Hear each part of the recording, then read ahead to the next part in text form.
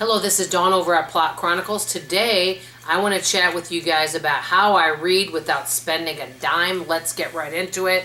Okay, I don't spend pretty much not very much, very little money on books. I recently did spend a little bit of money, like $5 to get a book from eBay. I think that was with shipping, okay? So occasionally I will do that. And if there's a few books I want as a keepsake, and I think I remember in one video I told you I love the book Atomic Habits. I do want to buy that book again. It's because I want it as part of my shelf and I do want to keep it.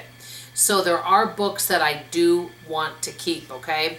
But there's many books that I am just, I don't need to keep them, like fiction books. Unless it's my favorite, like The Silent Patient I might not mind owning because it is one of my favorite thrillers. I really like it, and The Only One Left by Riley Sager. But I don't really feel like I need to own a lot of fiction books. And so think about something. Let's say you have a fiction author that you love, and they write cozy mysteries, and they've written 50 books, okay? Unless you're going to go back and read them over and over, is that something you want to do? It's just a food for thought right there. So that's kind of where I'm going with those books, and because a lot of people own a lot of books, and plus you have to have space for them and things, and you have them on the shelf, but why do we have them? Honestly, I know I've said this before, but if I could and I lived by myself, I would probably be, at this point in my life, a modified minimalist. And you're probably surprised at that because any of you that know me from Money Mom has seen my house and that shocks you probably. So these are how I do get free books. First of all, number one, I have gotten people to give me some books for free, which is really nice. Okay, number two, the library, as you know, and you guys know I have the Libby app. Like some people have Audible, which I've heard great things about. Now, this is the thing. Let's say that you do want to get some books from your favorite author of yours, but they're on hold for 12 weeks. Well, you know what? I can read other books while I'm waiting for it. It's not that big of a deal. Do I absolutely have to read a book as soon as it comes out? I have a friend of mine that even reads more books than me. I read on average of 8 to 10 books a month, okay? That includes audio though, which sounds like a lot. And then there's maybe months where I read 7, then there's months where I might read 11. It's going to depend on a lot of factors. And a lot of those books I read are mediocre at best.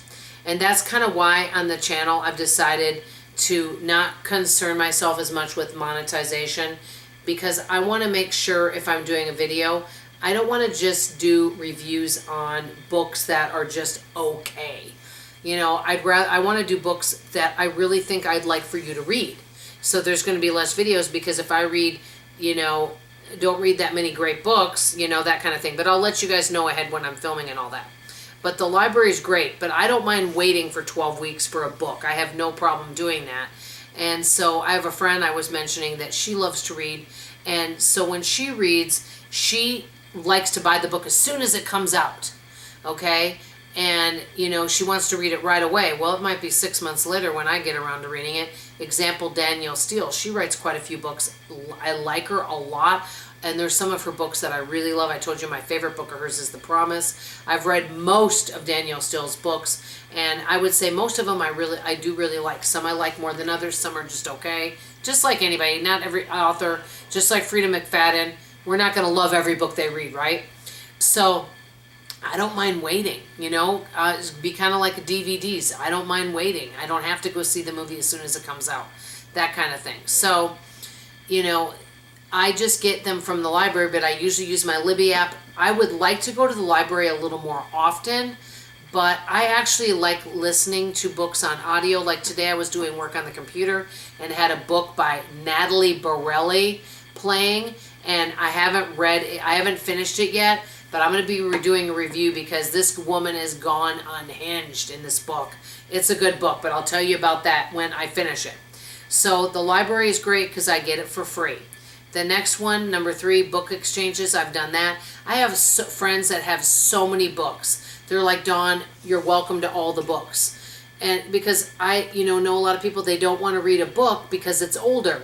And if something's like 6 years old, they don't want to read it. Well, why not? It might be a really good book. It's like so many people seem to be just obsessed about reading all these new releases. I don't know about you guys, but I don't mind reading a book that's 6 years older. And if I like it, I'll continue reading it. And last but not least, I've had people send me ebooks. There's all sorts of ways to either get cheap or free books. you know, there's so many things right now that are costing us so much money. Okay, like for me, and that's a whole nother topic, I'm not trying to get into money, but for a lot of people, insurances and house maintenance and car maintenance and taxes and all that are costing people, food are costing people a lot of money. If there's things that we can get free or discounted, even if we might have to wait, why not do that? I'd like to know, do you guys spend a lot of money on books? How do you get your books? I want to hear from you in the comments below. By the way, my next video will be coming out Monday. I will not be filming Saturday or Sunday, but the book that I'm going to tell you about Monday, I feel like it's changed my life. So please come back Monday at noon. Love you, appreciate you, and I hope to see you on Monday. Bye, everybody.